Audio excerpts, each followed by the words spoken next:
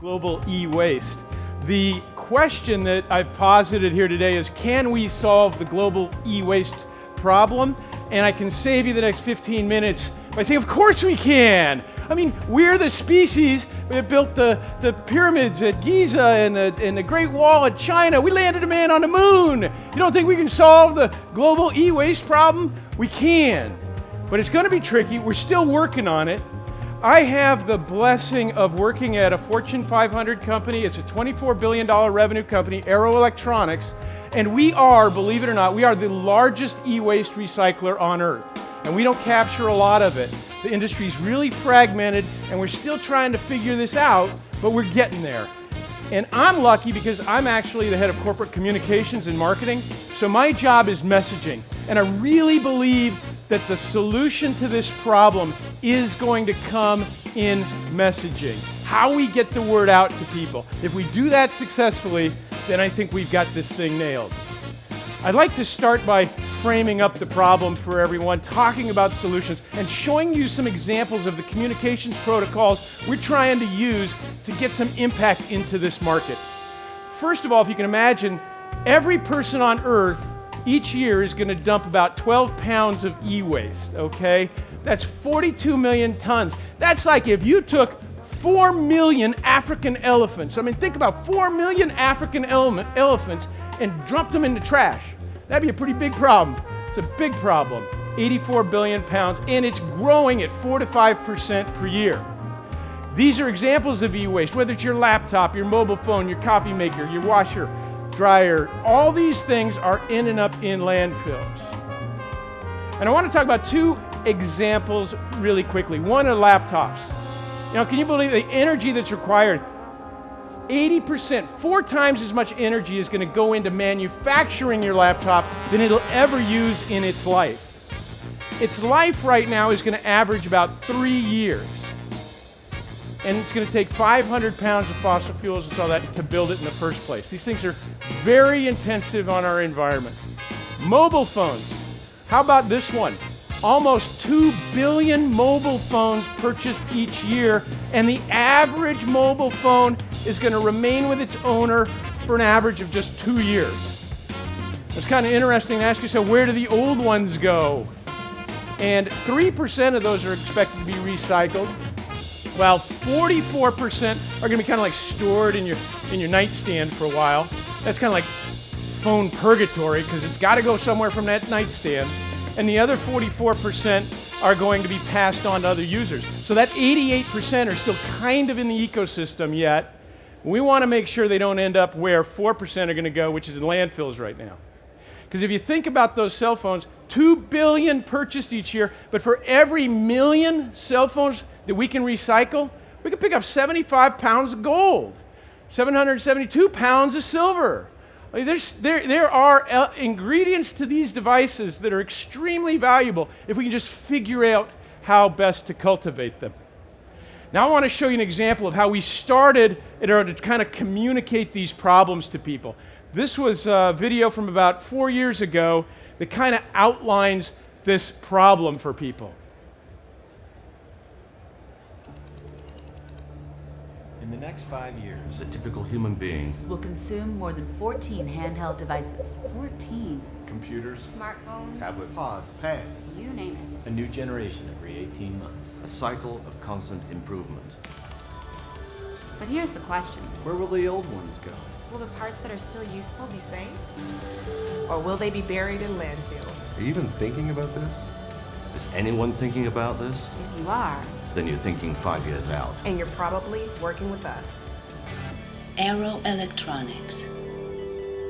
Are you 5 years out? So that's kind of the state of the industry a little bit. We're all still just kind of getting our heads around this problem. We're trying to figure it out. There's 4 reasons why e-waste should never be tossed out, really. I want to share those with you. The first is data security. I mean, that one's kind of obvious, that these laptops, these phones, they've got all kinds of information on there that you just don't want. You don't want to just leave your phone in the middle of the conference here with all that information on it. As we see the burgeoning of the Internet of Things in this world, more and more devices are going to have the potential to be storing information that you just don't want to just go out into the world on its own, wandering off like lost children. So we want to keep an eye on data security.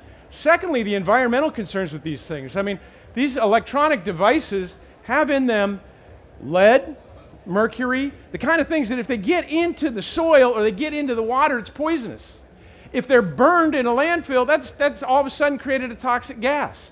That's just not cool, right?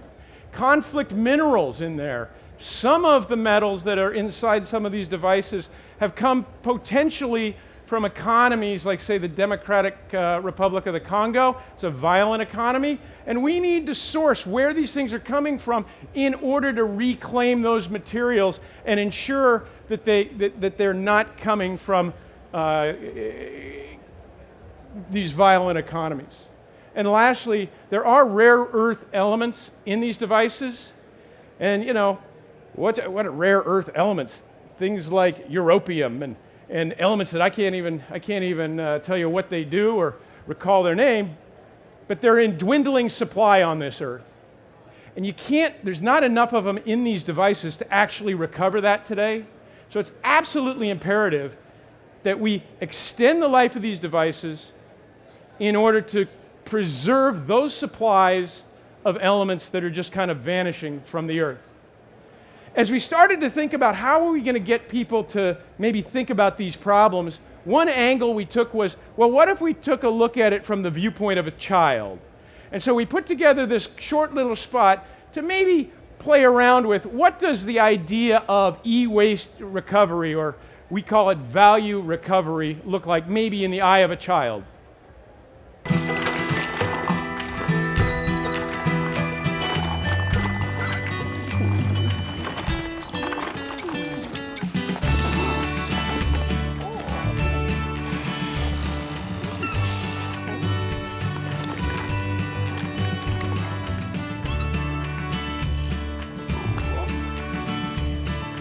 Giving millions of old electronics new life.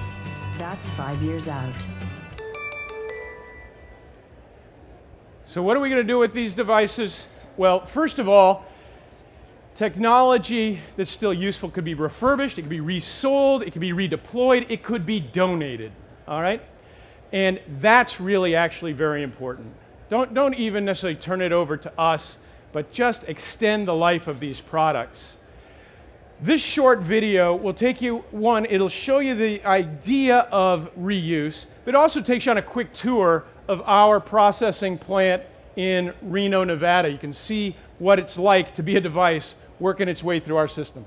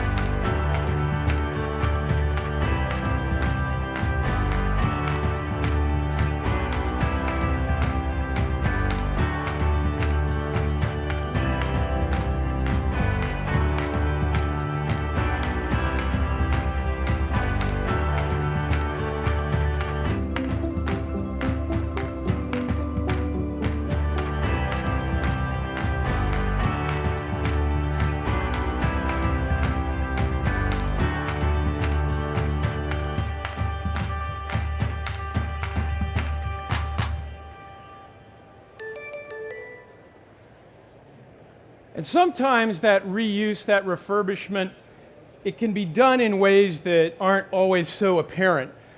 Arrow has billions of components in inventory all around the world. And for us, as opposed to someone who takes in your devices and maybe disposes of them, we can take those components out, put them back into inventory, and as people want to repair or refurbish their devices, we can get them back into the ecosystem.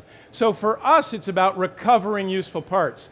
And then there's parts of the world where these things can be reused, extending their life, that can be really helpful. In parts of the world, your used iPhone or Galaxy device is a miracle, whereas for you, it's late technology. Arrow's actually given over 500,000 laptops, tablets, iPads into hospitals and schools in sub-Saharan Africa. This is a story of one orphanage that we found in Tanzania, where we built a computer classroom for the kids to be able to learn in cooperation with a group called Close the Gap. It's the Tolini Orphans Home, and here's another way that we've worked to try to extend the useful life of electronics that have been ready for disposal here in the United States.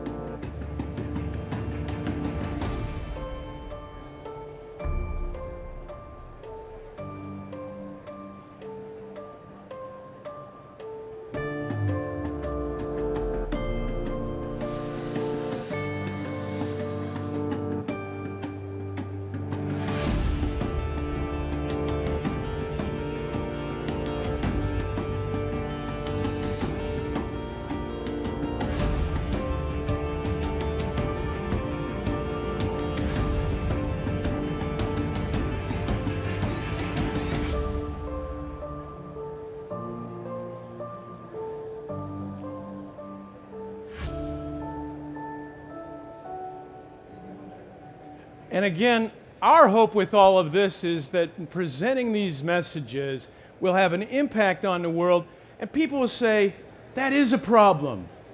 There is a solution, and I can be a part of it. We're still experimenting with these messages, but when we get them right, I think we can start that revolution, and we can put this problem to rest for the world. If there are no reuse options, ultimately, we've got to make sure that these things are safely recycled. And in taking them to ground, the electronics landscape, there's really only about 2% of that really ever needs to go to ground. The rest of it can stay in the electronics ecosystem for years and years and years. This last video I'd like to share with you is kind of a summary of what I've been saying here. It's a viewpoint into what is this problem really all about? What does it look like on the ground? What are we doing to try to address it? And then back to the orphans in Africa, showing that there are really noble solutions to these problems out there, if only we look close enough and if only we work together toward them.